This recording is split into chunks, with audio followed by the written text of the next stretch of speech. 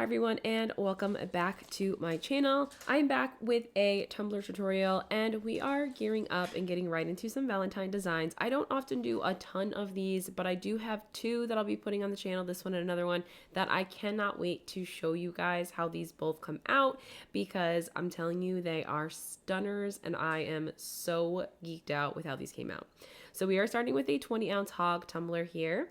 And I'm just going to prep my cup and then I will go ahead and take it over to the spray tent and spray paint it a pink.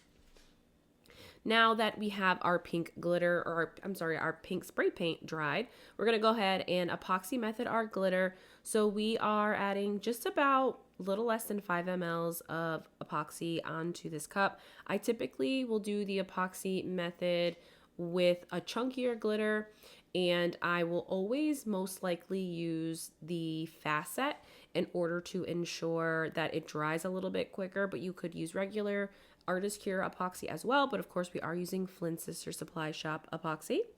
And we're going to go ahead and go in with this mix. Now this is a glitter mix from a vendor that no longer sells glitter, but you certainly could recreate your own kind of mix.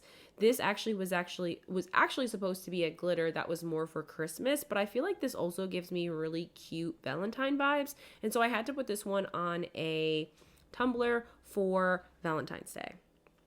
So we're going to go ahead and get that all over. We're literally going to make sure this thing is completely saturated. And of course, we know this is a chunky glitter, so we're going to want to make sure that we really flatten that glitter out and make sure that it is completely flat on the cup before we go ahead and get ready to epoxy. Now, before I go in epoxy, I'm going to use something a little bit new. This is a glitter sealer from Geaux Glitter. I got this in a care package from one of the swaps that we do in my Facebook group.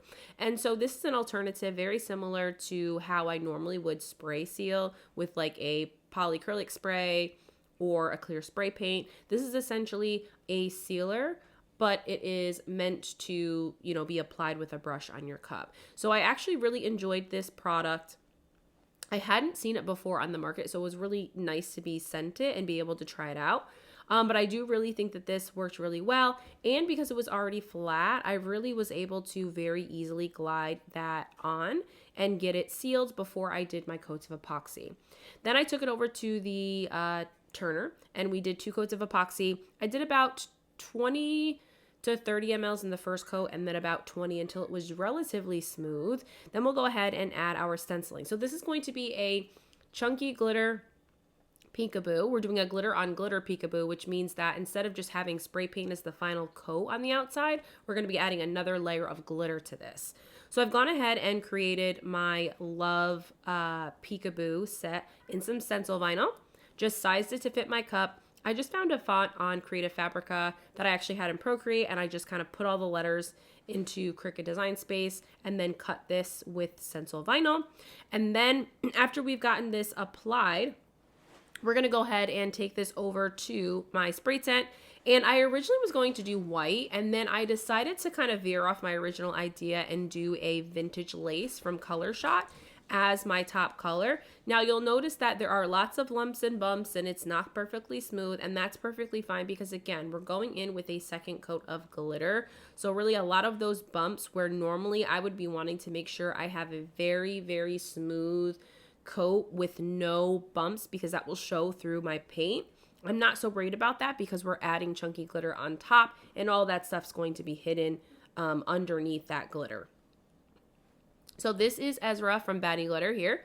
This is like an opal-y glitter, but it definitely has like an off-white cream look, which I think looks really beautiful on this like off-white cream base that we use from Color Shot. So we'll go ahead and get this fully covered in glitter using Mod Podge to apply our glitter. And then because we want to make sure that this is nice and sealed, we're going to go ahead and just wrap this in a piece of cardstock. This is what I do with all of my chunky glitters to make sure that everything is flattened and playing nicely before I go into sealing. So now that that is mostly dry, not 100% dry, but just a little bit dry where glitter's not going to shift as I start to pull up the stencil here, we're going to go in and remove the stencil vinyl here.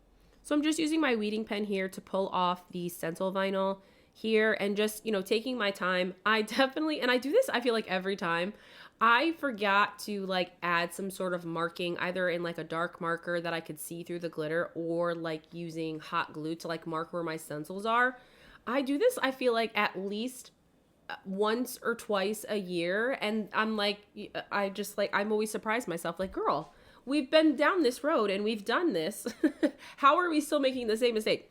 Anyway, so just a little tidbit and trick there. If you are going to be doing like a chunky on chunky glitter and you can't find your stencils, before you add that layer of glitter, add a dot of hot glue in a couple spots on those stencils. That way it's much easier to find with your weeding tool. Thankfully for me, we had a little bit of some of the stencil vinyl kind of pull up, so I was able to just find that with my little weeding pen here to get all of this stencil vinyl off.